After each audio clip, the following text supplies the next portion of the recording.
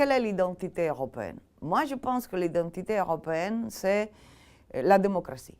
C'est-à-dire, notre identité, c'est le fait que nous avons, après tant de guerres, tant de sang, tant de dictatures et tant de massacres, finalement décidé que de vivre ensemble dans un état de droit et donc dans une société plus ouverte, qui est basée sur l'état de droit, sur des règles, c'est notre identité. C'est le message que nous avons tous ensemble. On est blanc, noir, chrétien, pas chrétien, musulman, n'importe. Nous avons décidé que notre vivre ensemble est basé pas sur la loi du plus fort, mais sur le droit et donc la légalité.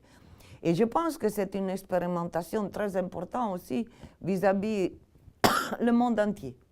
C'est le seul projet que je connais à niveau mondial qui essaye de mettre ensemble des responsabilités et qui surmonte aussi le nationalisme. Le nationalisme, c'est vraiment un cancer dramatique, nous l'avons vécu. Et c'est seulement, disons, l'Union européenne qui a décidé, dans la vision de nos pères et mères fondateurs, de mettre ensemble des responsabilités et des compétences, ça nous aide à vivre ensemble. Donc, l'invitation à Tawakkul Karman, qui d'ailleurs arrive dans un moment spécial de son pays et de sa région, c'est aussi, elle n'a pas besoin de moi, elle a déjà pris Nobel, si vous voulez. Donc, mais on se connaissait avant. Mais je trouve, par exemple, que de montrer à mon opinion publique, à mes citoyens, qu'il y a une femme qui a 33 ans, qui est mariée, qui a 2 fils, et qui est non-violente, qui, au Yémen, croit à la démocratie, à la non-violence, à l'état de droit, aux droits des femmes, même si elle a un foulard, mais ma grand-mère aussi avait un foulard, et personne ne sait jamais, il avait même les gants, ma grand-mère, pour commencer. Je pense que c'est un moyen de familiariser, si vous voulez, mes citoyens à une réalité du fond du Yémen, que dans notre imaginaire, c'est quelque chose de très exotique, pour voir une femme comme nous. Ne fût-ce que pour le déclin démographique européen, nous savons très bien que nous devrons intégrer ou accepter, utiliser le mot que vous voulez, des millions de nouveaux habitants de l'Europe. D'où est-ce qu'ils vont venir? Ça suffit de regarder. Donc, ils vont venir de la Méditerranée, certainement. Et je pense qu'à ce point de vue-là, de les connaître, de surmonter les stéréotypes, de voir quels sont leurs espoirs, qui sont les nôtres d'ailleurs. La dignité, les droits de l'homme, un futur plus possible pour leur famille. Ils sont comme nous, pour être clair. Avec leur tradition qu'il faut surmonter aussi. Ce n'est pas nécessaire de dire que quelque chose est traditionnel pour l'accepter ou pour dire que c'est bon. Les mutilations génitales féminines sont peut-être une tradition, mais c'est une tradition néfaste. L'esclavage était peut-être une tradition, mais c'était néfaste et on l'a surmonté. Et donc, ça ne suffit pas on peut dialoguer sur les traditions, sur les pas traditions, mais à condition de se mettre dans l'optique qu'on va vivre ensemble. Et que cette Méditerranée, ce n'est pas une mer qui nous sépare, c'est un petit lac qui nous unit. Mais cet effort, nous ne le faisons pas.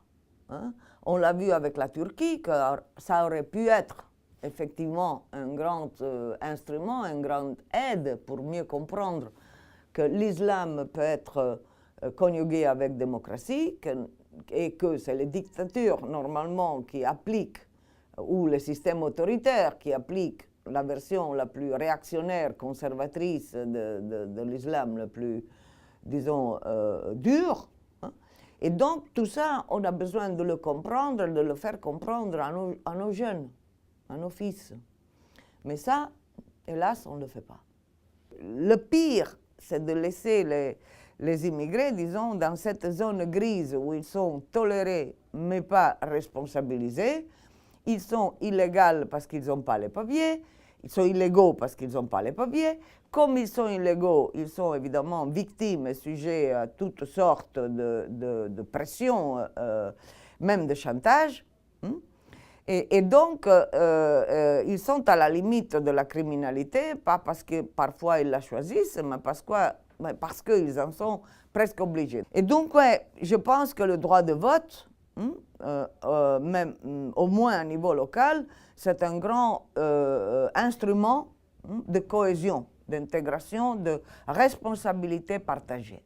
Mais le message que nous donnons, c'est aussi que cette question d'intégrer des millions de personnes, qu'ils soient musulmans ou pas musulmans, même si apparemment c'est les musulmans qui posent le plus de problèmes, quote en quote,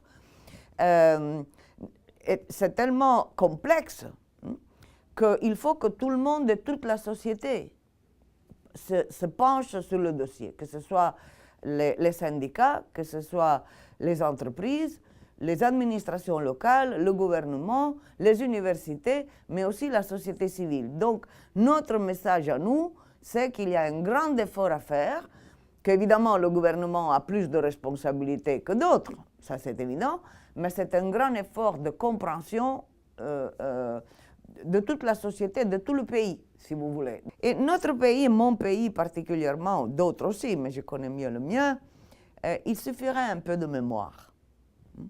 Il n'y a pas une seule famille italienne qui n'a pas eu un oncle, un grand-père, qui n'a pas été immigré quelque part. Notamment après la Deuxième Guerre mondiale, mais entre les deux guerres, par exemple. Donc,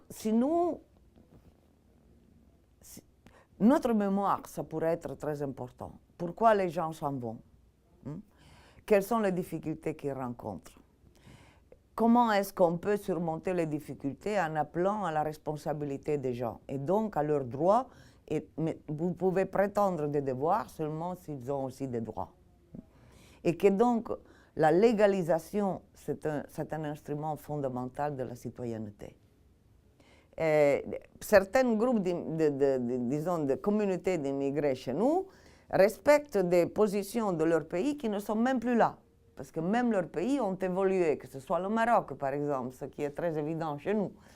Et c'est aussi un peu fascinant parce que j'ai une amie marocaine qui me dit toujours, nous au mois d'août on va recevoir les bateaux qui viennent, des émigrés qui viennent pour les vacances, et on se dit entre nous, voilà, on va recevoir les voilés. Et donc, il y a toute cette complexité qui n'est pas surprenante, qui est assez évidente. Mais je pense que certainement, les femmes sont un créneau très important pour les raisons et les difficultés même. Donc, il y a les deux ensemble. Un désir d'émancipation, une difficulté de structure familiale ou traditionnelle. Mais c'est pour ça que je pense que c'est un créneau particulier, vraiment particulier qu'il faut vraiment réfléchir. Et là, ça peut être vraiment la clé qui nous ouvre un tas de portes. Mais moi, je pense que ce qu'on a écrit, les suggestions qu'on a données, ça vaut vraiment le coup qu'elles soient connues. Et dans les pays qui semblent les plus impossibles, dans d'autres qui s'ouvrent et qui ont une fenêtre de possibilité de compréhension, je pense que dans mon pays, on va finalement remettre en discussion la nationalité et la loi de nationalité, au moins de citoyenneté. Et donc, il faut être persistant. Et je pense que c'est un bon dossier, simple à lire, plein de suggestions concrètes.